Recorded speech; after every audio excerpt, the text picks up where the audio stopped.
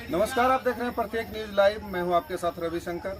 जैसा कि उम्मीद था, सरकार ने ऐसा ही कुछ फैसला लिया है। सरकार ने अघोषित लॉकडाउन, इसे आप कह सकते हैं, जिस तरह से कड़े प्रतिबंध लगाए गए हैं, जिस तरह से कड़ाई की गई है, इसे आप एक तरह से लॉकडाउन ही मानकर चलिए। चूँकि डॉक्टरों ने भी अपील की थी सरकार से, डॉक्टरों ने भी हाथ खड़े कर दिए थे कि संसाधन की कमी है और जिस तरह से पेशेंट्स बढ़ रहे हैं, संक्रमितों की संख्या बढ़ रही है, अस्पताल में बेड्स की कमी हो जा रही है, ऑक्सीजन की कमी हो जा रही है, शमशानों में लकड़ियों की कमी है। तो इस तरह से सरकार को राज्यपाल के साथ जो पिछले दिनों सर्वदलीय बैठक हुई, उसके बाद मुख्यमंत्री ने कहा भी था कि इस पर फैसला लिया जाएगा और आज मुख्यमंत्री ने अंतिम फैसला इस पर लिया है, जिसमें परिवहन चालू रहेगा। पहले चालू क्या रहेगा ये आप जान लीजिए। इसेंशियल सर्विसेज, स्वास्थ्य सेवाएं चालू रहेंगी। निर्माण क्षेत्र में कोई रोक नहीं लगाया गया है। बंद क्या रहेंगे? बंद रहेंगे सभी दुकानों को 6 बजे तक बंद कर देने का आदेश दिया गया है। 15 मई तक ये आदेश लागू होगा। सभी शैक्षणिक संस्थान 15 मई तक के लिए बंद कर दिए गए हैं। सभी तरह की परीक्षाओं को स्थगित कर दिया गया है 15 मई तक के लिए, कॉम्पिटिटिव एग्जाम्स को छोड़कर। मैं एक बार फिर से रिपीट कर दूं, कॉम्पिटिटिव एग्जाम्स को छोड़कर विश्वविद्यालय, विद्यालय, महाविद्यालय के सभी परीक्षाएं रद्द कर दी गई हैं। परीक्षाएं नहीं होंगी। 15 मई तक कोई भी स्कूल्स, कॉलेज नहीं खोले जाएंगे, उद्यान नहीं खोले जाएंगे, मॉल्स बंद रहेंगे, सिनेमा हॉल बंद रहेंगे, यहाँ तक कि रेस्टोरेंट और ढाबों तक पर, अब ढाबे में भी या रेस्टोरेंट में भी आप बैठकर नहीं खा सकते हैं। होम डिलीवरी की व्यवस्था रहेगी, वो भी रात्रि 9 से 9 बजे तक ही, क्योंकि अब नाइट कर्फ्यू आज से इम्पोज कर दिया गया है। नाइट कर्फ्यू 15 मई तक लागू रहेगी। रात के 9 बजे से सुबह के 5 बजे तक नाइट कर्फ्यू का पालन करना होगा। जो इसका उल्लंघन करेंगे उन्हें दंड दिया जाएगा। जिलाधिकारी को, जिला प्रशासन को ये अधिकार दिया गया है कि वो जहां चाहे, जहां देखें कि इन नियमों का उल्लंघन किया जा रहा है, कोरोना के गाइडलाइन का पालन नहीं किया जा रहा है, वहां वो धारा 144 इम्पोज कर सकते हैं, लागू कर सकते हैं। तो इस तरह से मुख्यमंत्री ने कई अहम फैसले लिए हैं। जो कोरोना का ये सेकंड वेव चल रहा है और जिस प्रकार से मरीजों की संख्या बढ़ रही है, ये आशंका पहले से व्यक्त की जा रही थी और प्रत्येक न्यूज ने तो आपको बताया भी था कि लॉकडाउन के संकेत मुख्यमंत्री ने दे दिए हैं। तो ये एक तरह से अघोषित लॉकडाउन है और लोग अगर अब भी नहीं माने तो इसमें कोई दो राय नहीं कि सरकार पूर्ण रूप से लॉकडाउन लागू करने के लिए तैयार है, बैठी हुई है। इसलिए आपको खुद अपना ख्याल रखना है, लोगों का ख्याल रखना है, कोरोना गाइडलाइन का पालन करें। प्रत्येक मीडिया यही आपसे अपील करती है। कैमरा पर्सन राम प्रकाश के साथ रविशंकर, प्रत्येक न्यूज लाइव। और अब जो बात है कि आप जानते हैं कि कई चीज़ों पर जो हम लोगों ने प्रतिबंध पहले से लगाया था, तो अब उसको देखते हुए अब जो आप निर्णय हो गया है कि जो पाबंदियों के बारे में कि स्कूल, कॉलेज, कोचिंग संस्थान एवं अन्य शैक्षणिक संस्थान जो 18 अप्रैल तक, मैंने आज के दिन तक जो तय किया गया था पहले, अब उसको बढ़ा करके 15 मई तक बंद रखा जाएगा। ये हम लोगों ने तय कर लिया कि जिस तरह से जितनी स्थिति बढ़ती चली जा रही है, तो अब इसको 15 मई तक बंद रहेगा। और इस अवधि में राज्य सरकार के विद्यालय और विश्वविद्यालय द्वारा किसी भी तरह की परीक्षाएं भी नहीं ली जाएंगी। तो इस तरह से ये कर दिया गया 15 मई तक का। फिर सभी cinema hall, mall, club, gym, park एवं उद्यान को पूरी तरह से बंद कर दिया जाएगा। उसमें लोगों का आना जाना नहीं हो, ये सब बात अब यह तय कर दिया गया है। और इसको अभी हम लोगों ने बंद करने का जो निर्णय लिया, ये सब 15 मई तक के लिए अभी का फैसला है। और उसके बाद जो हमारे जो सरकारी और गैर सरकारी कार्यालय हैं, अब उसके बारे में एक आज निर्णय लिया गया है कि इसको 5 बजे तक रखा जाएगा, 5 बजे बंद। और आप जानते हैं 1/3 33% लोगों को ही एक दिन में काम करने के लिए कहा गया है। नहीं, जैसे हेल्थ वगैरह को छोड़ करके उन सब चीज़ों का नहीं, जो इसेंशियल सर्विसेज है उसकी बात हम नहीं कर रहे हैं। बाकी जितनी सेवाएं उसके लिए जो किया गया था, तो अब उसको कर दिया गया घटा करके, जो 6 बजे तक था उसको घटा करके 5 बजे तक का कर दिया गया है कि बिल्कुल उसको 5 बजे तक ही बंद कर दिया जाएगा। और प्रतिदिन रात्रि में 9 बजे से लेकर के सुबह 5 बजे तक नाइट कर्फ्यू लागू रहेगा। पूरे बिहार में हर जगह पर नाइट कर्फ्यू लागू रहेगा, रात में 9 बजे से लेकर के सुबह के 5 बजे तक। यह एक निर्णय हो गया है। और सभी दुकानें, प्रतिष्ठान, फल एवं सब्जी दुकानें, मंडी तथा मांस एवं मछली की दुकानें अब शाम जो 7 बजे तक रखे थे खुला उन लोगों को, अब 7 बजे के बजाय 1 घंटा कम करके 6 बजे तक उसको अब खुला रहेगा। 6 बजे के बाद वो खुला नहीं रहेगा। यानी सभी दुकानें, प्रतिष्ठान, फल एवं सब्जी दुकानें, मंडी तथा मांस एवं मछली की दुकानें अब शाम 6 बजे तक, 6 बजे बंद हो जाएगी। 6 बजे तक ही खुला रहेगा। और सवेरे से जब से खोलना है खोलें, यह नहीं है कि सुबह कब से खोलना है, जब से भी खोलना हो, लेकिन उनको 6 बजे तक ही रखना है। 6 बजे वो बंद हो जाएगा। और इसके बाद जो रेस्टोरेंट है, ढाबा है, भोजनालय में बैठकर खाना प्रतिबंधित रहेगा इन सब जगहों पर। लेकिन होम डिलीवरी एवं टेक अवे सर्विस का संचालन 9 बजे रात्रि तक होगा। 9 बजे रात तक वो सब लोगों के यहाँ पहुँचाना हो, कोई वहाँ से ले जाना हो, लेकिन वहाँ बैठ करके खाना नहीं। ये एक बात हो गई है साफ साफ कि उनको घर तक पहुँचाना हो पहुँचाएँ, ले जाना हो ले जाएँ 9 बजे रात तक। अब जो जितने भी सभी धार्मिक स्थान जो थे वो जो 30 अप्रैल तक बंद थे, जो हम लोगों ने पहले तय किया था इनके मामले में, सभी प्रकार के सब धर्मों के सब स्थलों को जो किया गया था 30 अप्रैल तक, उसको अब बढ़ा करके 15 मई 2021 तक बंद रखने का ही फैसला किया गया।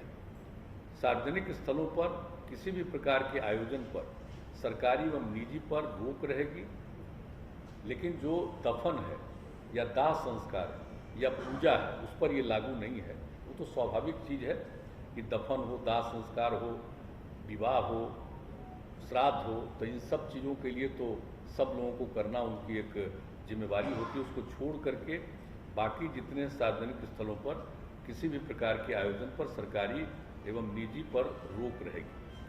अब जो कुछ भी पहले हम लोगों ने दफन, दाह संस्कार, शादी, विवाह, ये सब के लिए जो किया गया था और श्राद्ध के कार्यक्रम के लिए, तो उसमें जो हम लोगों ने किया हुआ था पहले कि जो भी करेंगे दफन और दाह संस्कार के लिए 50 का किया गया था पहले, अब उसको घटा करके 25, दफन और दाह संस्कार में 25 से ज़्यादा मत करिए। और फिर जो शादी और श्राद्ध का कार्यक्रम था उसके लिए 200 व्यक्तियों का किया गया था, अब उसको घटा करके आज निर्णय लिया गया कि 100 व्यक्ति से आगे मत बढ़ाइएगा।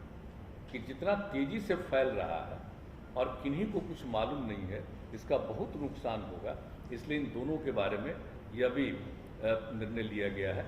और इसके बाद दिन के समय भीड़ भाड़ भरे इलाके एवं सब्जी मंडी में भीड़ में कमी करने के लिए जिला पदाधिकारी बाजार एवं सब्जी मंडियों को सिलसिलेवार ढंग से स्टैगर्ड मैनर नए स्थलों पर खोलने की व्यवस्था करें। वहाँ पर नहीं जहाँ है बहुत भीड़ भाड़ होती है, अलग जगह पर उनको सुनिश्चित कराएंगे कि आप यहाँ पर खोलिए, यहाँ पर रहिए। एक ये भी व्यवस्था करने का किया गया।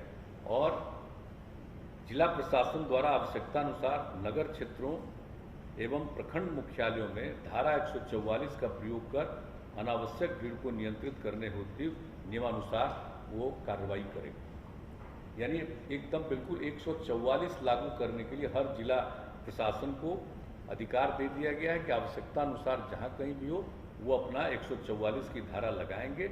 ये भी निर्णय ले लिया गया।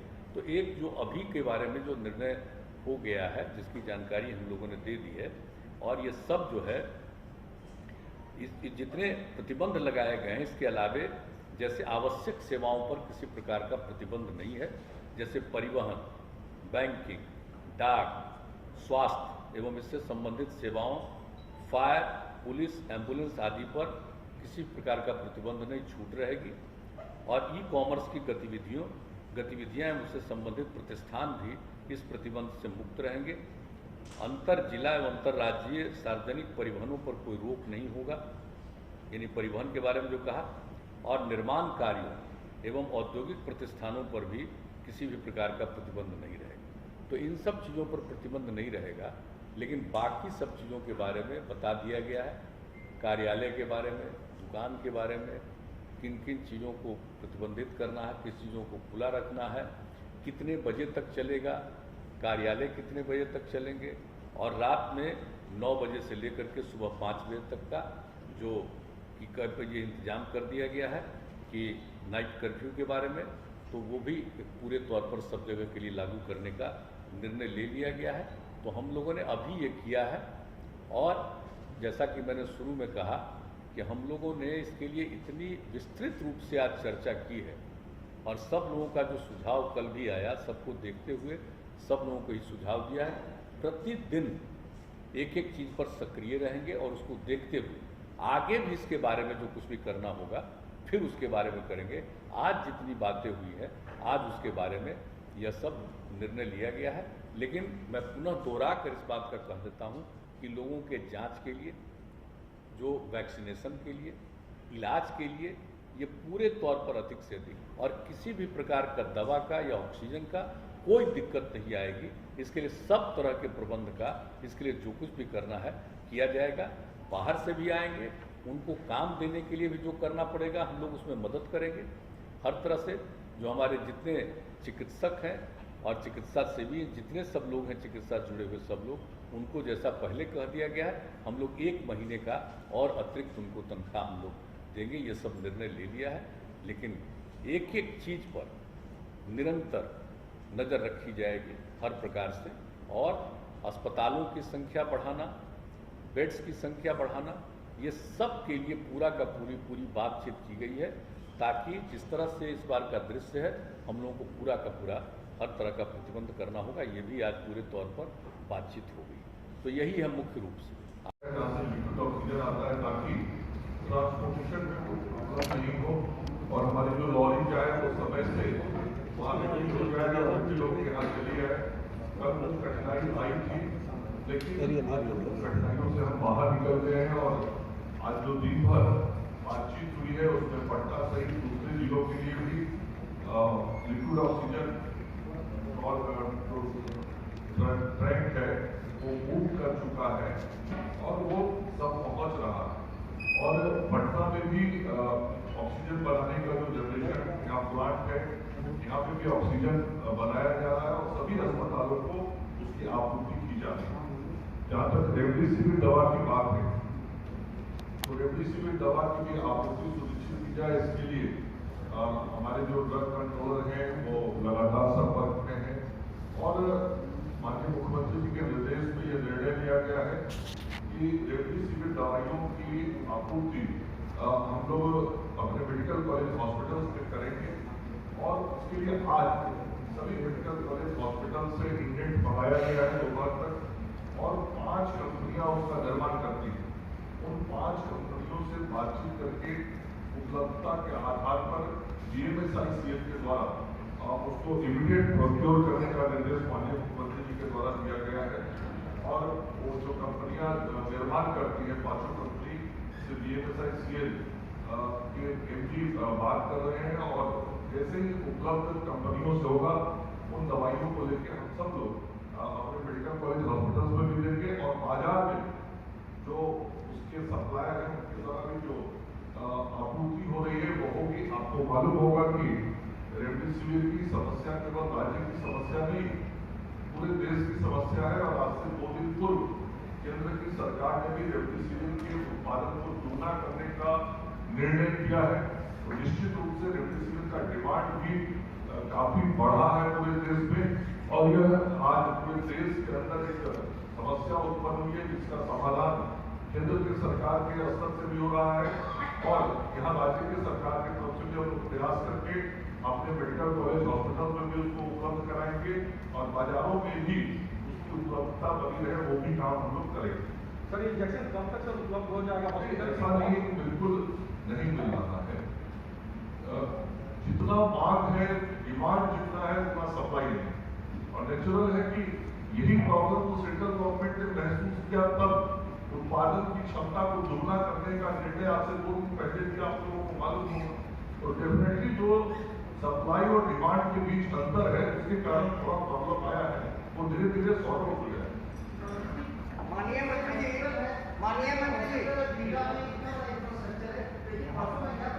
मैं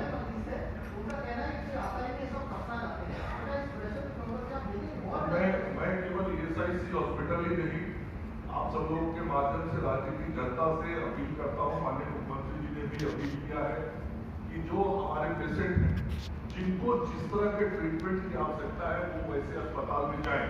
सभी पेशेंट्स को IGIMS और एम्स जाने की जरूरत नहीं होती।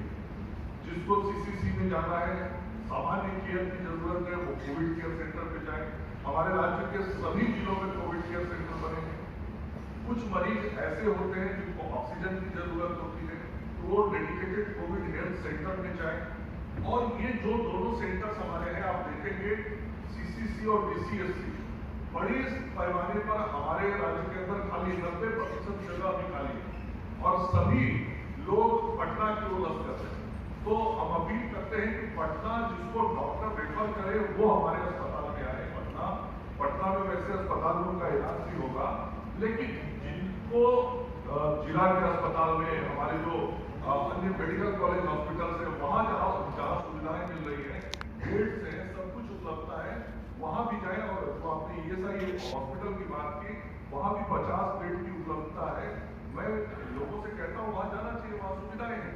और आपकी जानकारी के लिए जो आज हम सब लोगों को आधिकारिक तौर पर जानकारी मिली है कि भारत सरकार के DRDO से लेकर डिस्ट्रिक्ट डॉक्टर की मेडिकल अफसर और 10 पैरामेडिकल स्टाफ कल आने वाले हैं जो वहाँ ज्वाइन करें। आपने जो सुझाव दिया उस सुझाव पे विभाग काम कर रहा है।